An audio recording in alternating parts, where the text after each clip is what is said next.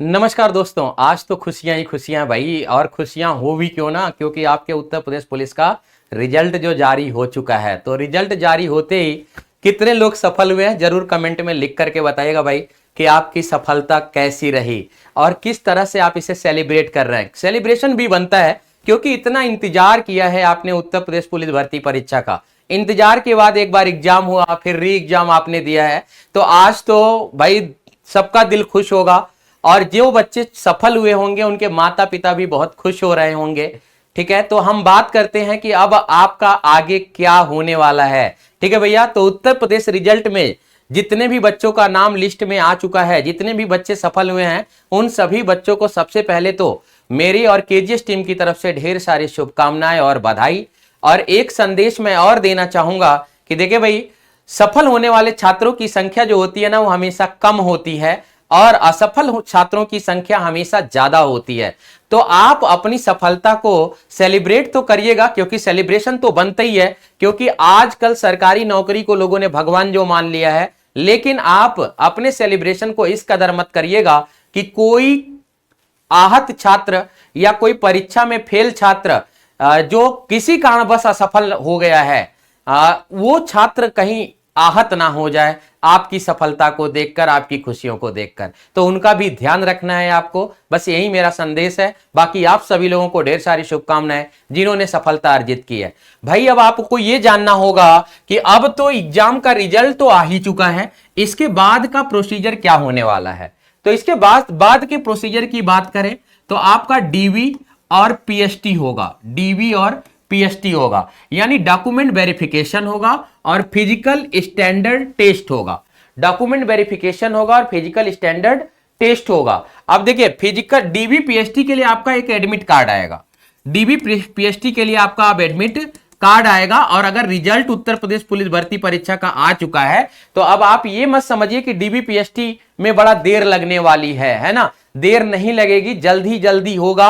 तो भैया dB PST होगा। डीबी पीएसटी के बाद आपका अगला जो प्रोसीजर हो जाता है वो क्या हो जाता है, वो रनिंग का हो जाता है ना। रनिंग का हो जाता है भैया। तो रनिंग की तैयारी तो आप सभी ने पहले से ही कर ही ली होगी, क्योंकि आपने अनुमान तो लगा ही लिया था कि भैया मेरा सफलता निश्चित है। ठीक है, तो आपकी रनिंग शुरू हो जाएगी और रनिंग के बाद आपकी लग जाती है मेरिट। रनिंग के बाद आपकी क्या लग जाएगी, मेरिट लग जाएगी। और मेरिट के बाद आप कहां पहुंच जाएंगे भैया, मेडिकल में। कहां पहुंचने वाले हैं, मेडिकल में पहुंचने वाले हैं। और मेडिकल के बाद आप पहुंच जाएंगे कहां पे, ट्रेनिंग में पहुंच जाएंगे। तो अभी हम इतनी लंबी बात ना करते हुए अभी हम बात करेंगे डीबीपीएसटी की, यानी डॉक्यूमेंट वेरिफिकेशन की और फिजिकल स्टैंडर्ड टेस्ट की बात करेंगे कि आपको क्या क्या डॉक्यूमेंट्स रेडी रखना है। तो सबसे पहले तो यह मान के चलिए कि जितनी चीजें आपने अपने फॉर्म अप्लाई करते समय जिन जिन डॉक्यूमेंट्स का आपने प्रयोग किया है, जितनी चीजें वहां पे आपने बताई हैं, वो उतने डॉक्यूमेंट्स तो आपके पास होने चाहिए। कम से कम आपके पास आपका एक आईडी होना चाहिए। अच्छा, आपके पास एक आईडी के बाद आपका 12th तक का रिजल्ट होना चाहिए। 12th तक के रिजल्ट और इसका सर्टिफिकेट भी होना चाहिए। 12th तक का रिजल्ट और इसका सर्टिफिकेट भी होना चाहिए।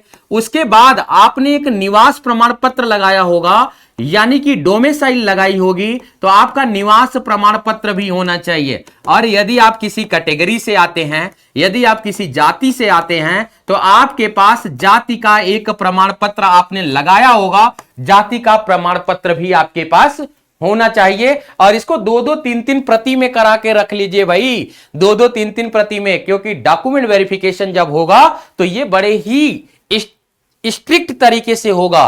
क्यों? क्योंकि आपका फिंगर टेस्ट भी किया जाएगा और रेटिना भी मैच कराया जाएगा कि जो बच्चा लिखित परीक्षा देने के लिए परीक्षा में बैठा था वही बच्चा डीबीपीएसटी कराने आया है या कोई और बच्चा आ गया है। ठीक है भैया, क्योंकि इस बार बड़ी ही सख्ती बरती गई है ताकि परीक्षा में किसी भी प्रकार की कोई असंतोषजनक बातें आपको सुनने को ना मिले, है ना।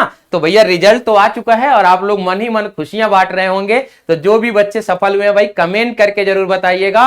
और जो बच्चे असफल हुए हैं तो उनके लिए तो मैं यही कहूंगा कि आप अपनी कमियों को स्वीकार करें और फिर से अपनी तैयारियों में लग जाएं। ये पुलिस भर्ती आपके लिए आखिरी भर्ती नहीं थी, इसके बाद अगली भर्ती अगर आप दरोगा के लिए एलिजिबल हैं तो दरोगा आने वाली है। अगर आप केवल 10+2 ही पास हैं यानी 12th पास पुलिस की भर्ती के लिए एलिजिबल थे तो पीएससी की भर्ती आने वाली है। तो बिल्कुल हताश और हैरान नहीं होना है, बल्कि अपनी कमियों को स्वीकार करना है और आज ही से लग जाना है उसी जोश और जुनून के साथ, और अगली भर्ती में आपको अपना नाम लेके आना है। ठीक है भैया, तो आपको हताश नहीं होना जिनको असफलता हाथ लगी है, और जो सफल छात्र हैं उनकी तो बधाई ही बधाई भाई। और देखिए पीएसटी की बात करें तो फिजिकल स्टैंडर्ड टेस्ट, जिसमें आपकी हाइट होगी, जिसमें आपकी हाइट नापी जाएगी उसी दिन जिस दिन डॉक्यूमेंट वेरिफिकेशन कराने जाएंगे। हाइट नापने के बाद आपका चेस्ट होगा। अगर आप पुरुष हैं तो आपका चेस्ट होगा। अगर आप महिला हैं तो आपका वेट होगा। महिला का वजन होगा भाई, है ना, पुरुष का वजन नहीं होता, महिला का वेट होगा, है ना। तो महिला का वेट लिया जाएगा और महिला का वेट कम से कम 40+ होना चाहिए भाई। और जिनका 40+ ना होना, केला दूध जरूर खाएंगे, जमकर केला दूध खाइए और 40+ वजन कर लीजिए अपना फटाक से। जल्दी से वजन गेन करना है अगर तो केला दूध, सुबह उठते ही दूध जलेबी खाएं, वजन गेन करने लग जाएंगे। ठीक भैया, तो ये भी आप उन सभी छात्रों के लिए तहे दिल से शुभकामनाएं जिन्होंने अगले स्टेज के लिए यानी डीबीपीएसटी के लिए उत्तर प्रदेश पुलिस री एग्जाम में सफलता अर्जित करी है। तो भैया आप सभी को ढेर सारी शुभकामनाएं। अब मैं आपसे विदा लेता हूं। आप अपनी खुशियों को, जश्न को मनाते रहें, और अभी फाइनल लिस्ट में नहीं है तो अभी आप कोशिश करें कि ये चीजें भी आपकी अच्छी हों और इस पर आज ही से लग जाएं कि क्या क्या डॉक्यूमेंट्स हमें जुटाना है और कौन कौन सा डॉक्यूमेंट्स हमारा मिसिंग है। अगर कोई डॉक्यूमेंट्स मिसिंग है, अगर आपके नाम मिसमैच हो रहे हैं, तो आप उसके लिए एफिडेविट अपनी कचहरी से जाकर के बनवा लेंगे। क्या बनवाएंगे? एफिडेविट, प्रमाण पत्र बनवा लेंगे। ये स्वीकार करेंगे कि यह व्यक्ति मैं ही हूं, त्रुटि बस बोर्ड से हो गया है। ठीक है, तो आज के लिए इतना ही। धन्यवाद, नमस्कार।